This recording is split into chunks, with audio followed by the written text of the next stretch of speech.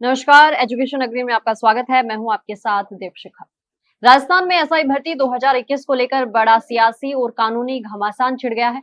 मामला अब एक बार फिर से पहुंच गया है सुप्रीम कोर्ट, जहां इस भर्ती का भविष्य तय हो सकता है। दरअसल एसआई भर्ती 2021 को लेकर राजस्थान हाईकोर्ट की खंडपीठ ने भर्ती को रद्द करने के फैसले को बरकरार रखा था। कोर्ट ने एकल पीठ के आदेश पर मुहर लगाते हुए ये साफ कर दिया था कि भर्ती प्रक्रिया में गंभीर खामियां थी, जिसके चलते इसे रद्द करना जरूरी है।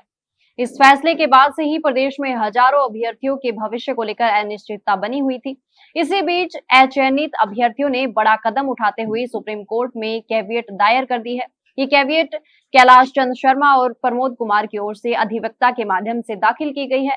कैविएट में साफ तौर पर कहा गया है कि अगर राज्य सरकार या चयनित अभ्यर्थी हाईकोर्ट के फैसले के खिलाफ अपील करते हैं तो सुप्रीम कोर्ट बिना याचिकाकर्ताओं की बात सुने कोई भी आदेश पारित न करे। यानी अब ये साफ है कि जैसे ही मामला सुप्रीम कोर्ट में जाएगा, सभी पक्षों की सुनवाई के बाद ही कोई फैसला लिया जाएगा। हाईकोर्ट के फैसले के बाद फिलहाल भर्ती पूरी तरह से रद्द मानी जा रही है, लेकिन संभावित अपील को देखते हुए अब अंतिम फैसला सुप्रीम कोर्ट से आने की उम्मीद है। इस पूरे मामले पर सियासत भी तेज हो गई है।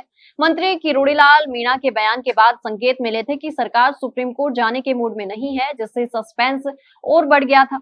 वहीं पूर्व मुख्यमंत्री अशोक गहलोत ने सरकार पर तीखा हमला बोलते हुए कहा था कि जिसको जेल में डालना है डालो, जिसको पकड़ना है उसको पकड़ो, लेकिन काम करो। कब तक पिछली सरकार को कोसते रहोगे? गहलोत ने यह भी कहा कि उस समय देश भर में पेपर लीक के कई मामले सामने आए थे, चाहे वो उत्तर प्रदेश हो या गुजरात हो, हरियाणा हो, पंजाब हो या फिर बिहार।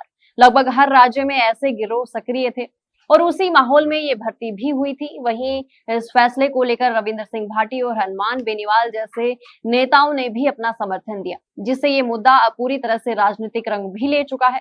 अब सबसे बड़ा सवाल ये है कि क्या राज्य सरकार सुप्रीम कोर्ट का दरवाजा खटखटाएगी या नहीं, और अगर जाती है तो क्या भर्ती को दोबारा बहाल किया जा सकता है या फिर ये पूरी तरह से खत्म हो जाएगी। इस बीच हजारों अभ्यर्थियों की उम्मीदें अब सुप्रीम कोर्ट के फैसले पर टिकी हैं, जो उनके भविष्य को तय करेगा।